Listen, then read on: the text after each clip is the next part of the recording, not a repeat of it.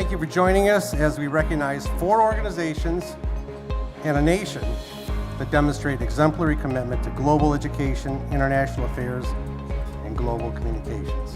During the past 18 months, I've had the opportunity to participate in 3 global education programs through the World Affairs Council, Washington, D.C.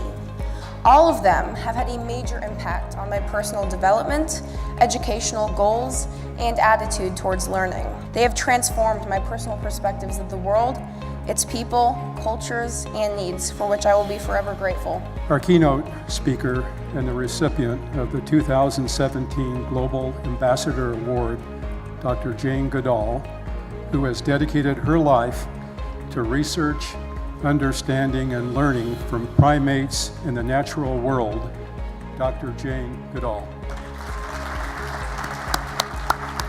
When I was 10 years old, I read Tarzan of the Apes.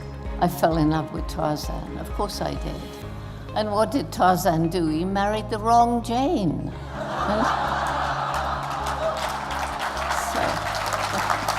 that was when my dream began.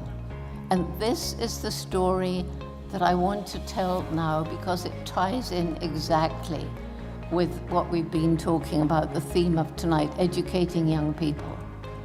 70 years ago, girls didn't have those opportunities. And this is what I tell young people in different communities around the world. What's the use of all of this? What is the use of everything I've spent my life trying to do to protect chimps and forests and other animals too, if we're not raising new generations to be better stewards than we've been? Every single individual matters. Every single individual has a role to play. Every single one of us makes a difference every single day, and we have a choice as to what kind of difference we're going to make.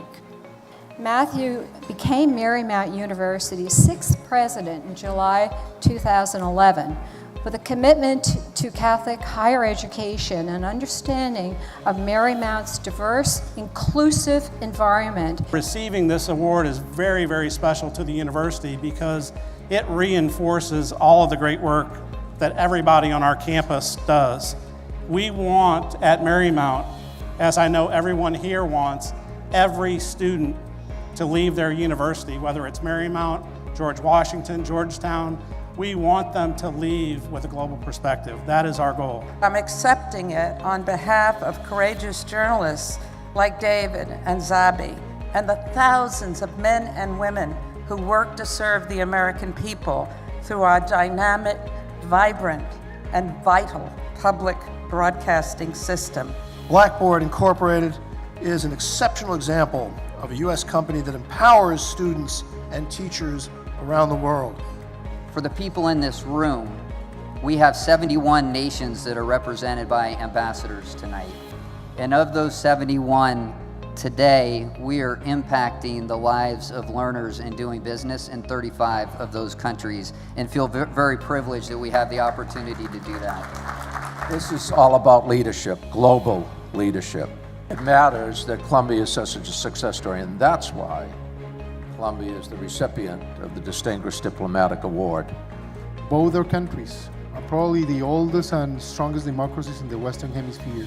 We look forward to continuing to engage with the World Affairs Council, expand dialogue on building a more peaceful and prosperous future across the Americas and around the world. Global education is the key to our collective future.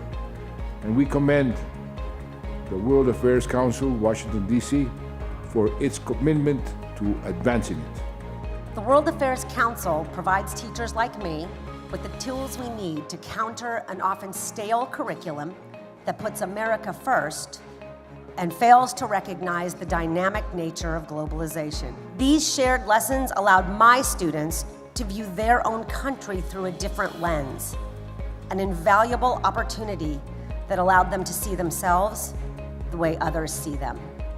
And that is the power of global education. For the incredible work that he's done at George Washington University in terms of raising the range of international programs and really involving people from all over the world. Well, that's a complete surprise, and I'm very honored by it, and I'll I'll say one thing. I had an opportunity to have a conversation with Dr. Goodall before, and I'll repeat the one phrase that we exchanged at that time because I think it sums up everything. And that phrase was, now more than ever.